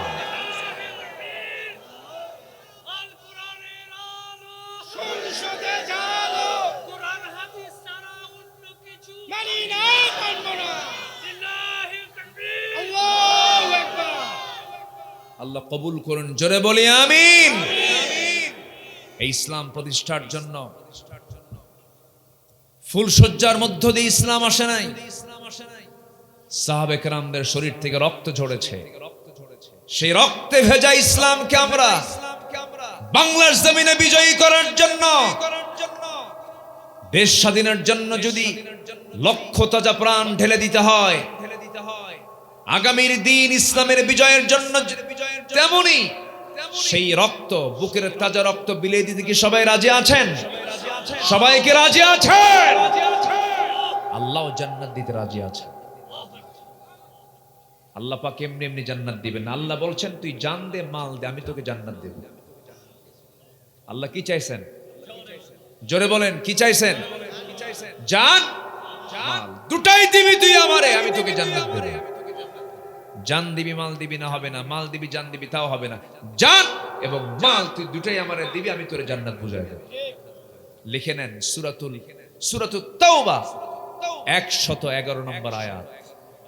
একদম ক্লিয়ার কথা। আল্লাহ বলছেন, আমি তোর কাছে জান্নাত বিক্রি করে দিয়েছি জান এবং মালের বিনিময়ে। জান মাল তুমি আমাকে দাও। এত সস্তা? এত সস্তা নয় জান্নাত। একটা পরিবর্তনের জন্য রক্ত ঝরাতে হয়, সফলতার জন্য ঘাম ঝরাতে হয়। ইসলাম এমনি এমনি আসেনি। বদর যুদ্ধ পাড়ে দিয়েছেন সাহাবীরা, উহুদ যুদ্ধ পাড়ে দিয়েছেন সাহাবীরা, খন্দকের যুদ্ধ পাড়ে দিয়েছেন সাহাবীরা, ৮৬ যুদ্ধের নেতৃত্ব দিয়েছেন সাহাবীরা। আমার নবীর পরিচালনায় ৮৬ যুদ্ধ পরিচালিত হয়েছে। এমনি এমনি ইসলাম আসে নাই। আমার নবীজি ভ্রাতৃত্বের বন্ধনে আবদ্ধ হয়ে মক্কা ছেড়ে সব কোথায় চলে আসলেন? মদিনায় আসলেন। নানার বাড়িতে বেড়াতে আসছিলেন? এক বছর যেতে না যেতে কি ভ্রাতৃত্ব ছিল দেখেন। বিজয়ের জন্য ভ্রাতৃত্ব প্রয়োজন। আমার সাবজেক্ট আজকে ভ্রাতৃত্ব। আমার নবীজি চলে আসলেন। এক বছর যেতে না যেতেই বদর যুদ্ধের ডাক চলে এলো। রোজার মাস। কিসের মাস বলেন তো? রোজার মাস। আমার নবীজি সাহাবে কেরামকে বলেন, রোজা ভাঙ্গো। কেন হুজুর? জিহাদের ডাক এসেছে। হুজুর রোজাও রাখবো, জিহাদও করবো। রাসূল বললেন, না, জিহাদের জন্য শক্তির প্রয়োজন। পানি খাও, শক্তি সঞ্চয় করো, খাবার খেয়ে নাও। সাহাবে কেরামকে রোজা ভাঙ্গায় দিলেন। কোন মাসে বলেন? কোন মাসে? জানমাল নিতে চান কে? আল্লাহ পাক। আমরা দিতে রাজি আছি না ইনশাআল্লাহ? বদর যুদ্ধের ডাক চলে এলো। আমার নবীজি সাহাবে কেরামকে এক জায়গায় করলেন। সৈন্য সংখ্যা খুবই কম, সবার কম বেশি কথাগুলো জানা আছে। ৩০০+ কিছু সাহাবী হলো। ৩১৩ জন এখনো পূরণ হয়নি। তাও ছোট ছোট সাহাবী তার মধ্যে ছিল। মদিনার ছোট্ট দুটো ছেলে নবীর সামনে হেঁটে হেঁটে আসে। আফরার দুটো ছেলে, ছেলেদয়। এই দুটো ছোট্ট ছেলে এসে নবীর সামনে ফুটন্ত বুলবুল সামনে দাঁড়ায় বলছে, হুজুর যুদ্ধের নাকি ডাক এসেছে, সৈন্য সংখ্যা নাই, সৈন্য সংখ্যা খুব কম, আমারই কি পারমিশন দেওয়া যায়? আমাদের পারমিশন দেওয়া যায়? আমার রাসূল বললেন, পারমিশন দেবো কেমনে? তরবারি ধরার মতো তো বাহুবল নাই তোমাদের, দেওয়া যাবে না। ওই দুইজনের মধ্যে বড়জন বলে, হুজুর ও লম্বায় ছোট আছে, আমি একটু বড় আছি, অন্তত আপনি আমাকে পারমিশনটা দিয়ে দেন। ছোট্ট ভাইটা বলতেছে, হুজুর ওরে যদি পারমিশন দেন আমারও দিতে হবে। কেন? ও লম্বায় বড় হতে পারে, শক্তি আমার গায়ে বেশি। নবীজি খুব খুশি হয়ে গেলেন। নবীজি হাসতেছেন কিন্তু চোখের কোণায় পানি জমে গেছে। আমার নবীজি বললেন, ঠিক আছে, যুদ্ধে তোমরা যাবি, কে ফার্স্ট হয় দেখি। দুইজন লড়াই লেগে গেছে, মারামারি লেগে গেছে। বড়জন ছোটজনকে নিচে ফেলে দিয়েছে। ছোটজন নিচ থেকে বড় ভাইয়ের কানের মধ্যে মুখ ঢুকায় বলে, ভাই রে, তুই আমার চেয়ে বয়সে বড়, আমি তোর সঙ্গে পারবো কেমনে? গায়ের শক্তি একটু কমায় দে। গায়ের শক্তি কমায় দিল। লাফ মেরে বুকের উপরে বসে বলতেছে, হুজুর এই যে দেখেন, বড়জনকে আমি নিচে ফেলে দিয়েছি। নবীজি মুস্কি হাসি মারলেন। ছোট্ট দুইটা বাচ্চাকে বগলের নিচে রেখে আকাশের দিকে হাত তুলে বলছেন, আল্লাহ, গায়ের শক্তি নাই কিন্তু ইমানের শক্তি আছে। যেরকম সুবহানাল্লাহ। পারমিশন দিয়ে দিলেন। যুদ্ধ শুরু হয়ে যাবে। আমার নবীজি ৩১৩ জন সংগ্রহ করলেন। বদর প্রান্তরটা ছিল মদিনা মুনাওয়ারা থেকে ৮০ মাইল দূরে। কত মাইল দূরে বলেন? ৮০ মাইল দূরে। পায়ে হেঁটে হেঁটে পা গুলো ফুলে গেছে, পা গুলো ফসকা পড়ে গেছে। রমজান মাস। হাতে তরবারি নয় কারো কারো, কোনো কোনো সাহাবীর হাতে তরবারি নাই, তারা খেজুর গাছের ডাল হাতের মধ্যে নিয়েছেন। যুদ্ধে অংশগ্রহণ করলেন। যুদ্ধ শুরু হয়ে যাবে। আমার নবী যে যুদ্ধ পরিচালনা করতেছেন, বদর যুদ্ধের দিন কাফেরদের ভিতরে অধিকাংশ কাট্টা কাফেররা অংশগ্রহণ করেছিল। সাহাবে কেরাম এদিকে ৩১৩ জন সাহাবী কিনে রাসূল যখন বদর প্রান্তরে যখন উপস্থিত হয়ে গেলেন, যে জায়গায় তিনি দাঁড়ানো ছিলেন সেই জায়গা ছিল বালুর জায়গা। আল্লাহ পাক আমাকে এই সচক্ষে দেখার তৌফিক দান করেছেন। বালুর মাটিতে যখন লেগে যায়, পাটা ডেবে যায়, হাঁটু পর্যন্ত পা গেড়ে যাচ্ছিল। সাহাবীরা বলছেন, ইয়া রাসূলুল্লাহ, যুদ্ধ করতে আসলাম আল্লাহর পথে, আমাদের পা ডেবে গেলে আমরা যুদ্ধ করব কেমনে? আল্লাহর পক্ষ থেকে সাহায্য চলে আসলো। আকাশ ঘন মেঘ জমা হয়ে গেল, বৃষ্টি নাজিল হলো। বালুর উপরে যখন পানি পড়ে, বালুটা শক্ত হয় না নরম হয়? শক্ত হয়ে যায়। গরম পরিবেশ ঠান্ডা হয়ে গেল। সুন্দর পরিবেশ তৈরি হয়ে গেছে। যুদ্ধ শুরু হয়ে গেছে। এই যুদ্ধের ময়দানে যুদ্ধ সাহাবীরা অংশগ্রহণ করলেন, 14 জন সাহাবী শাহাদাত বরণ করেছেন। কয়জন সাহাবী বলেন? 14 জন সাহাবী শাহাদাত বরণ করেছেন। এর মধ্যে ওই যে ছোট্ট দুইটা বাচ্চা যখন যুদ্ধের অনুমতি পেয়ে গেলেন, এর মধ্যে একজন, ওই 14 জনের মধ্যে একজন, এই দুই ভাইয়ের মধ্যে একজন শাহাদাত বরণ করেছেন। যুদ্ধের ময়দানে গিয়ে এক সাহাবীকে ডাক দিয়ে বলো, চাচা, কাফিরদের নেতা, কুরাইশদের নেতা আবু জেহেল কোথায়? সাহাবী বলছে, আবু জেহেল দিয়ে কি করবা? ছোট্ট আওয়াজে বলতেছে, আমরা আজকে যুদ্ধের ময়দানে যেতে চাচ্ছি, কারোর সঙ্গে মোকাবেলা করার জন্য নয়। আমাদের মূল লক্ষ্য হলো আবু জেহেল খতম হয়ে গেলে আমাদের কোনো যুদ্ধ করার প্রয়োজন নাই। জোরে কোন আল্লাহু আকবার। ছোট্ট মানুষ, বড় টার্গেট। বড়জন যুদ্ধের ময়দানে ছোটজনকে বলছে, বলো চলো আবু জেহেলকে খুঁজে বের করি। এক সাহাবীকে ডাক দিয়ে বলছে, কই আবু জেহেল, কই আবু জেহেল দেখা যায়? বলতে দেরি হলো, সিংহের মতো গর্জন দিয়ে চলে গেছে। আবু জেহেলের দুই পাশে দুজন পজিশনে দাঁড়ায় আছে। ছোট্ট তরবারি নিয়ে আবু জেহেলের দুই পায়ে সজোর আঘাত করেছে। আঘাত করার সঙ্গে সঙ্গে আবু জেহেল ওই যে ধরাশয়ী হয়ে জমিনে পড়ে গেছে। আবু জেহেল কোমর সোজা করে আর কোনোদিন দাঁড়াতে পারে নাই। জোরে কোন আল্লাহু আকবার। কিন্তু একদিকে, এইদিকে সে বড় ভাই কাফিরদের দ্বারা আক্রান্ত হয়ে গেলেন।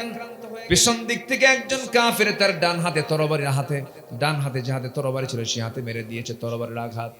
এক আঘাতে ঝনঝন করে তরবারি পড়ে গেছে। হাতটা এক আঘাতে ঝুলে আছে চামড়ার সঙ্গে। বাম হাতে চট করে তরবারি তুলে নিয়েছেন। বাম হাতে যুদ্ধ করতে করতে ডান ঝুলন্ত হাতটা, ডানের ঝুলন্ত হাতটা সে বারবার বাম হাতে ধাক্কা খায়। নামাজের মধ্যে, সেই যুদ্ধের মধ্যে ওই সাহাবী করলেন কি, ডান হাতটা সোজা বাম পায়ের তলে রেখে এত জোরে টান মারলেন, হাতটা ছিটকে পড়ে গেল। যুদ্ধ থামালেন না, যুদ্ধ চালাতে লাগলেন। এক পর্যায়ে দেখা গেল কাফিররা তার বাম হাতটাও কেটে ফেলে দিয়েছে। যুদ্ধ করবেন কি দিয়ে? দুই হাতি দোনায় তরবারি ধরবেন কেমনে? ঝনঝন করে তরবারি পড়ে গেছে। কালিমার ঝান্ডা ফেলতে দিলেন না, কালিমাকে বুলন্দ করেছেন। এক পর্যায়ে দেখা গেল পিছন থেকে একজন কাফের এসে সেই ছোট্ট বাচ্চার গর্দান বরাবর আঘাত করেছে। মস্তকটা ছিটকে পড়ে গেল। বড় ভাই মাস দুনিয়া থেকে বিদায় নিয়ে গোটা বিশ্ববাসীকে জানায়া দিলেন, ও দুনিয়ার মুসলমান, ভ্রাতৃত্বের বন্ধনে আবদ্ধ হয়ে উখুয়াত তৈরি করে আল্লাহর জমিন, আল্লাহর দিন কায়েম করার জন্য, জান্নাত পাওয়ার জন্য জানমাল এমন করে কোরবান করে দিতে হয়। জোরে কোন সুবহানাল্লাহ। আমরা জিহাদ করব কার পথে? আসতে বলবেন না, কার পথে? আরো জোরে, কার পথে? নামাজ না পড়া? নামাজ পড়ার দরকার আছে না নেই বলেন? 5 ওয়াক্ত নামাজ পড়বেন কারা কারা? একটু হাত তুলে দেখান দেখি। জোরে বলি ইয়া আল্লাহ। আরো জোরে বলি ইয়া আল্লাহ। আমাদেরকে 5 ওয়াক্ত সালাত আদায় করার তৌফিক তুমি আল্লাহ দিয়া দাও। জোরে বলি আমিন। আরো জোরে আমিন। আরো জোরে আমিন। কষ্ট দিয়ে ফেললাম মনে হয়। আমার দেশে নামাজি বেশি না বেনামাজি বেশি? হ্যাঁ? যাকাত দাতা বেশি না সুদখোর বেশি? হ্যাঁ বলেন। আমার দেশে বিয়ে সহজ না জেনা সহজ? কি পরিবেশ আমরা উপহার দিলাম, কি পরিবেশ আমরা উপহার দিলাম। সব কিছু চেঞ্জ হয়ে যাবে। একটা কথা বারবার বলছি, সেটা হলো আমরা ভ্রাতৃত্বের বন্ধনে আবদ্ধ হয়ে কোরআনকে লালন করব। জোরে বলি ইনশাআল্লাহ। আর জোরে বলি ইনশাআল্লাহ। ভ্রাতৃত্ব আমরা তৈরি করব।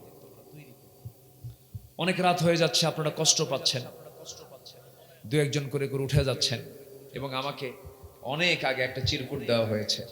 আমি এটাকে চুপ করে রাখছি এই জন্য যে আমি আপনাদের সম্মানে বলিনি, সম্মানে আমি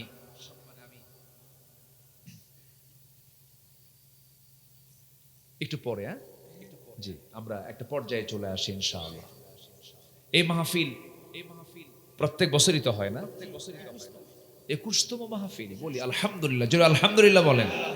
জোরে বলি আলহামদুলিল্লাহ। অনেক সুন্দর। এই মাহফিল প্রত্যেক বছর হোক, সবাই চান না ইনশাআল্লাহ? আল্লাহ কবুল করুন। জোরে বলি আল্লাহুম্মা আমিন। আমি সূরাতুল হুজুরাতের একটা আয়াতের একটা অংশ থেকে আমি কথা বলছিলাম। উখুয়াতের উপরে, ভ্রাতৃত্বের উপরে। কেন? মূল লক্ষ্য হচ্ছে জমিনে কার দিন প্রতিষ্ঠা করা। আসতে বলবেন না, কার দিন প্রতিষ্ঠা করা?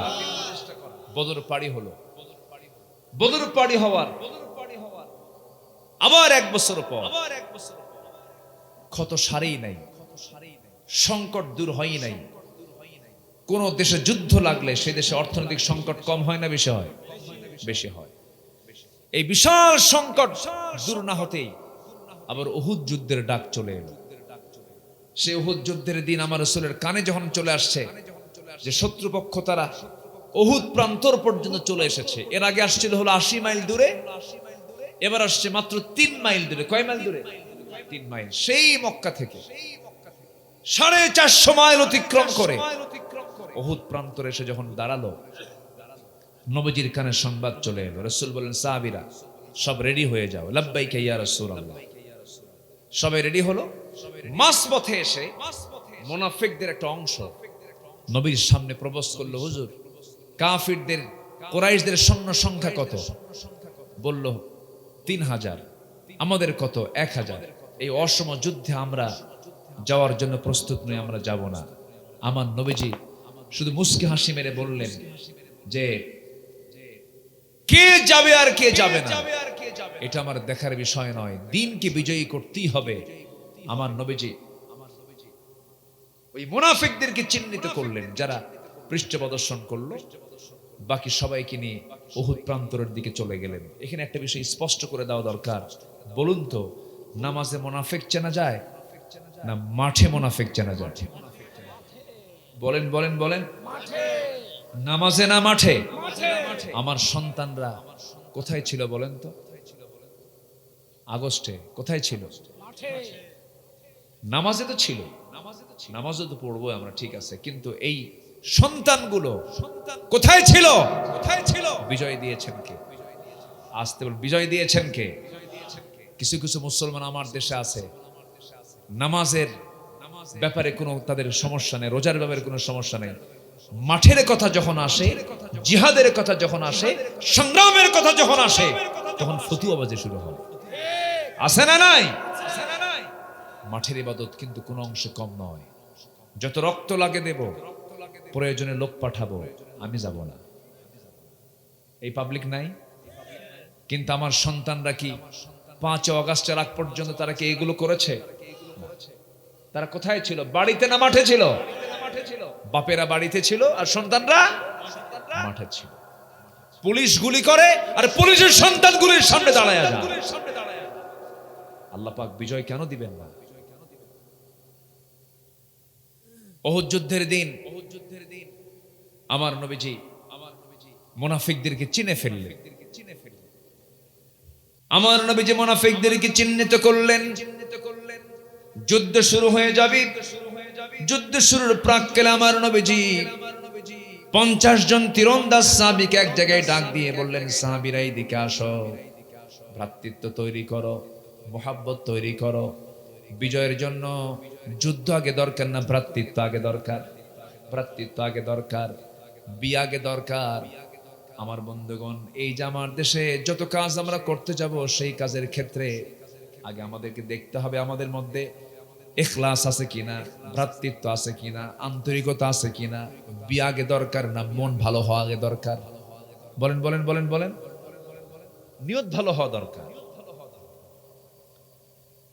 আমি বউকে ভালোবাসলাম না, সংসার হবে কেমনে? পরস্পর পরস্পরে ভ্রাতৃত্ব, এই বিজয়টা আসবে কেমনে? উহুদের ময়দানে আমার নবীজি 50 জন তীরন্দাজকে বললেন, সাহাবীরা তোমরা তীর নিয়ে হাতে নিয়ে এখানে বসে থাকো, এই জায়গা থেকে নড়বান। এটা একটা চিকন রাস্তা আছে, কাফের এদিক দিয়ে আক্রমণ করতে পারে। যুদ্ধ শুরু হয়ে গেছে, যুদ্ধে মুসলমানদের বিজয় প্রায় হয়ে গেছে।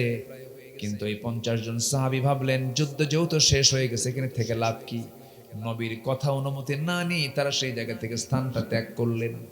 ওই চিকন গলিপথ দিয়া কুরাইশদের একটা টিম ওই দিক দিয়ে তারা আচমকা ভিতরে ঢুকে গেল। ভিতরে ঢুকে পড়েই কাউকে টার্গেট না করে তারা প্রথম টার্গেট করেছে রাসূলকে লক্ষ্য করে। তারা দুনিয়া থেকে বিদায় করার জন্য প্ল্যান হাতে নিয়েছে। দূর থেকে করলো কি, হাতের মধ্যে পাথর নিয়ে মারা শুরু করে দিল। আগে প্রথমে মারলো, তারা তীর মারা শুরু করলো। 10 জন সাহাবী নবীর চতুর্পার্শ্বে প্রাচীরের মতো দাঁড় হয়ে বলছে, হুজুর যত তীর লাগবে আমাদের গায়ে লাগবে, আপনার গায়ে একটা আঁচড়ও লাগাতে দেব না। 10 জন সাহাবী সেখানে শাহাদাত বরণ করলেন। আমার নবীজি একাকী পড়ে গেলেন। একটু দূর থেকে কয়েকজন কাফের হাতে পাথর নিল, পাথর মারা শুরু করে দিল। নবীজির মাথায় সেদিন টুপি ছিল না, নবীজির মাথায় সেদিন হেলমেট ছিল, নবীজির মাথায় সেদিন পাগড়ি ছিল না, নবীজির মাথায় সেদিন হেলমেট ছিল। লোহার লৌহ বর্ম পড়েছেন, হাতে তরবারি ছিল, বর্ষা ছিল, ঘোড়ার পিঠে মুহাম্মদ, সেনাপতি মুহাম্মদ সাল্লাল্লাহু আলাইহি ওয়াসাল্লাম। আমার নবীজি সেই যুদ্ধের দিন সম্পূর্ণ একাকী পড়ে গেলেন। কাফেররা তাকে টার্গেট করে জমিনে ফেলে দিয়ে ফেললো, এমন ভাবে তাকে আক্রান্ত করলো, দূর থেকে পাথর যখন মারলো, হেলমেটের চিকন লোহা নবীর কপালের মধ্যে গেঁথে গেল। আরেকটা আঘাত করলো গাল বরাবর, শিরস্ত্রাণের চিকন লোহা নবীজির গালের মধ্যে গেঁথে গেল। আরেকটা আঘাত করলো নবীজির মুখ বরাবর, সামনের সুন্দর সুন্দর দুটি দাঁত ভেঙে পড়ে গেল। একই মুখের ভেতরে 3টে ইনজুরি, কপালে লোহা, গালে লোহা, মুখের দাঁত 2টা নাই। বিশ্বনবী, যে বিশ্বনবী রাস্তায় হাঁটলে পরে, সূর্যের নিচে হাঁটলে পরে, সূর্যের নিচে আল্লাহ রাব্বুল আলামিন এক খণ্ড মেঘ দিয়ে রাখতেন। জোরে কান সুবহানাল্লাহ। যে নবী আমার নখের ইশারায় আকাশের চাঁদ খণ্ডন করেছেন, যে নবী জন্মের সময় আবু তালেব বলেন, বাদেজা মুহাম্মদ, আমি তোমাকে ছোট্টবেলায় দেখেছি, তুমি যখন ছোট্ট নবজাতক ছিল আমি তোমাকে নিজের চোখে দেখেছি। আমি তোমাকে দেখতে আসলাম, তোমার মা তোমাকে দেখে শুধু কান্দে, তোমার কাছে আসে না, শুধু ছটফট করে আর কান্দে। কিন্তু আমি লক্ষ্য করে দেখলাম তোমার মা তোমার কাছে না আসলেও আমি তোমাকে নিজের চোখে দেখেছি। চাঁদনি আকাশের নিচে যখন তোমার মা তোমাকে শুয়ে রেখেছে, সেই সময় তুমি একাকী হাত পা নড়াচড়া করো। তোমার হাতের ইশারা যখন তোমার ডান দিকে তোমার হাতটা চলে যায়, আকাশের চাঁদটা ডান দিকে চলে যায়। তোমার হাতটা যখন বাম দিকে যায়, তোমার হাতের সঙ্গে সঙ্গে চাঁদটা বাম দিকে চলে যায়। যখন তুমি তোমার 2 হাতটা দিয়ে যখন হাতটা নিচের দিকে নেমে আনো, চাঁদটা নিচের দিকে নেমে আসে। আমি কি ভুল দেখছি নাকি মুহাম্মদ, বলো তো? রাসূল মুসকি হাসি মেরে বলছেন, চাচা আপনি যা দেখেছেন সঠিক দেখেছেন, কারণ আমার মা আমাকে কোলে নিতে পারেন না, এই জন্য, কারণ স্বামীকে তিনি হারিয়েছেন। সন্তান জন্ম নেওয়ার পরে সন্তানকে দেখি সবচেয়ে খুশি হবে যেই লোকটা, সেই স্বামী তারা দুনিয়া থেকে বিদায় নিয়েছেন। আমার বাপ তো আমার জন্মের আগেই দুনিয়া থেকে বিদায় নিয়েছেন। আমার মা বারবার স্বামীর কথা মনে করে আমাকে কোলে নিতে পারেন না। সেই সময়টুকুন আমি শূন্য ছিলাম, আমাকে খেদমত করার জন্য কেউ ছিল না। সেই জন্য মহান রাব্বুল আলামিন ওই শূন্য সময়টুকুন মহান রাব্বুল আলামিন আমার জন্য আকাশের চাঁদটা খেলনা বানাইয়া দিয়েছিলেন। জোরে বলি সুবহানাল্লাহ, আরো জোরে বলি সুবহানাল্লাহ। সেই বিশ্বনবী আমার, যার সম্মান আল্লাহর পরে, যার মর্যাদা আল্লাহর পরে, সেই নবীজি উহুদ যুদ্ধের দিন একাকী পড়ে গেলেন। পাথরগুলো মারল, নবীজি মুখ থুবড়ে জমিনে পড়ে গেলেন। কাফিরদের মধ্যে চতুর্দিক থেকে আনন্দ ছড়িয়ে পড়লো। কাফিররা প্রচার করে ফেললো, মুহাম্মদ দুনিয়া থেকে বিদায় হয়ে গেছে। কুতিলা মুহাম্মদ, কুতিলা মুহাম্মদ, মুহাম্মদ নিহত। আমার নবীর ইন্তেকালের অপপ্রচার চতুর্দিকে ছড়ানো হলো। সাহাবে কেরামদের মধ্যে কান্নার রোল পড়ে গেছে। সাইয়েদনা ওমর ফারুক রাদিয়াল্লাহু তাআলা কাঁদতে কাঁদতে পাগলের মতো হয়ে গিয়ে তরবারি বের করে নিয়ে বলছে, যে দুনিয়াতে রাসূল বেঁচে নাই, সেই দুনিয়াতে ওমরের বাঁচার কোনো প্রয়োজন নাই। নবীর প্রতি মুহাব্বত থাকার দরকার আছে না নাই? ভাই ভাই মুহাব্বত থাকার দরকার আছে না নাই? ভ্রাতৃত্বের দরকার আছে না নাই? আমার ভাইয়েরা, যত বিজয় পৃথিবীতে আসছে, সব বিজয়ের পিছনে একটা হলো সবচেয়ে বড়, 1 নম্বরে যেটা হলো আল্লাহর সাহায্য, নাম্বার 2 হলো উখুওয়াত, ভ্রাতৃত্ব। আল্লাহু আকবার বলেন। এক থাকা। সংসারে কখনো ফাটল সৃষ্টি করা যাবে না, দ্বীনি বন্ধনে কোনো প্রকার ফাটলতা সৃষ্টি করা যাবে না। এটাই হলো বিজয়ের সবচেয়ে বড় দিক। আজকে ফিলিস্তিনকে মারা তো দূরের কথা, গুলি করা তো দূরের কথা, মিসাইল মারা তো দূরের কথা, চোখ রাঙা তাকানোর সাহস ইসরায়েল পেত না। মুসলমানরা যদি এক থাকতে পারত। ভ্রাতৃত্ব নাই, নিজেরাই মারামারির দিন আমার নবীজি সম্পূর্ণ একাকী পড়ে গেলেন। তীর মারলো, পাথর মারলো, নবীজি মুখ থুবড়ে পড়ে গেলেন। এক সাহাবী দৌড় মেরে এসে রাসূলকে জড়ায়া ধরলেন, কোলের মধ্যে জড়ায়া ধরে নিয়ে উঁচু একটা পাহাড়ের চূড়ায় তাকে শোয়া রাখলেন। আমার নবীজির পাশে কেউ নাই। সেই সময় একজন সাহাবী, পাগল সাহাবী উবাইদা ইবনে জাররাহ তার পাশে বসা ছিলেন। দেখতে পেলেন কপালে লোহা, গালে লোহা, এই লোহাগুলো বের করবেন কেমনে, পেরেশান হয়ে গেলেন। হাত লাগান, টান দেন, রসুল আও চিৎকার করেন। এবার করলেন কি, রসুল যেন কষ্ট না পান, আস্তে আস্তে না টান দিয়ে জোরে টান দিতে হবে, মনে করে দাঁতটা লাগাই দিলেন লোহার সাথে। এমন জোরে টান মারলেন, এক টানে লোহা বের হয়ে আসলো, ফিঙ্কি দিয়ে রক্ত পড়া শুরু হয়ে গেল। গালের লোহাটা টান দিলেন, গাল থেকে রক্ত পড়া শুরু হলো। সেই রক্তগুলো জমিনে ফেলতে দিলেন না সেই সাহাবী। আমার নবীর আড়ালে, আমার নবীর চোখের আড়ালে করলেন কি, লোহা সেই রক্তগুলোকে নিয়ে হাতের অঞ্জলিতে ভরায়া নিলেন। লুকায় লুকায় সেই রক্তগুলো ওই সাহাবী পান করছেন। রাসূল বলছেন, ওবাইদারে, আমার চোখে ফাঁকি দিয়া আমাকে না বলে কি যেন তুমি খাচ্ছ, কি যেন তুমি পান করছো। হুজুর, আপনার রক্ত জমিনে কোথায় ফেলবো, জায়গা পেলাম না, এই জন্য আমি পান করে নিয়েছি। রাসূল বলছেন, যে দেহে বিশ্বনবীর রক্ত প্রবাহিত, সেই দেহ আল্লাহর জাহান্নাম তার জন্য, আল্লাহর জাহান্নামটা তার জন্য আল্লাহ পাক হারাম করে দিয়েছেন। যেরকম সুবহানাল্লাহ। আমার ভাইয়েরা, হাইয়ান মাজরুহান, নবীজি চূড়ান্ত আকারে আহত হয়ে গেলেন। নবীজির মাথায় ব্যান্ডেজ লাগানো, দাঁত দুইটা ভেঙে দিয়েছে কাফের মুশরিকরা। নবীজি সেই সময় শক্ত কোনো খাবার খেতে পারেন নাই, সেই সময় তিনি হালুয়া খেয়েছেন। আমার রাসূল মিষ্টি খেয়েছেন, দাঁত ভাঙ্গার আগে না পরে, আস্তে কয়, দাঁত ভাঙ্গার আগে না পরে খেতে পারেন না, এই জন্য তিনি নরম করে খেয়ে নিয়েছেন। আমার বন্ধুগণ, মিষ্টি খাওয়া সুন্নাত, দুপুরে ঘুম পাড়া সুন্নাত, চোখে সুরমা দেওয়া সুন্নত, মিসওয়াক করা সুন্নত, আর আল্লাহর দিন কায়েমের জন্য রক্ত ঝরিয়ে জমিনটাকে রক্ত রঞ্জিত করা সুন্নত। এই দুই সুন্নত কখনো কি সমান হতে পারে? আসতে বলবেন না, পারে? পারে না। আমার বন্ধুগণ, এই জন্য আমার ভাইয়েরা, প্রথমে আমি যে কথাটা বলতে চাচ্ছি, মুসলিম বিশ্বের সংকট হলো ভ্রাতৃত্ব। এই ভ্রাতৃত্ব আমরা তৈরি করব, পারিবারিক সম্পর্ক আমরা গড়ে তুলব, সন্তানদের দিকে আমরা খেয়াল করব, পরিবারকে জান্নাতি পরিবার বানায় ফেলব, সমাজকে সুন্দর করে সমাজের ঢেলে সাজানোর জন্য নামাজের পরিবেশ তৈরি করে ফেলব। যুবকরা, তোমরা আমার কথাগুলো শোনো। তুমি যে গ্রামে বসবাস করো, সেই গ্রামে লক্ষ্য করে দেখবা কারা নামাজ পড়ে, কারা পড়ে না, তাদেরকে দাওয়াত দিবা। কোন ঘর থেকে বোরকা ছাড়া একটা মেয়ে বের হয়, সেই বাড়িতে চলে যাবে, তার গার্জিয়ানকে বলবে, চাচা, এই বাড়ি থেকে আপনার মেয়েটা বোরকা ছাড়া বের হয়, আমাদের চোখের গুনাহ হয়ে যায়, আমাদের সমস্যা হয়ে যায়। অতএব এই গ্রামে বসবাস করতে হলে বোরকা ছাড়া বের হওয়া যাবে না। এইগুলো বিজয়ী করার জন্য, এই কথাগুলোকে বাস্তবায়ন করার জন্য কি দরকার? পৃথক থাকা দরকার না, ভ্রাতৃত্ব দরকার। সব জায়গায় এটা ছাড়া, এটা হলো সবচেয়ে বড় পুঁজি। যুদ্ধ ভ্রাতৃত্ব, জামাত ভ্রাতৃত্ব, বিজয় ভ্রাতৃত্ব, কোনো কিছুকে অর্জন করতে কি ভ্রাতৃত্ব। আল্লাহ তুমি সবাইকে বোঝার তৌফিক দাও। জোরে বলি আমিন, আরো জোরে আমিন। অনেক রাত হয়েছে।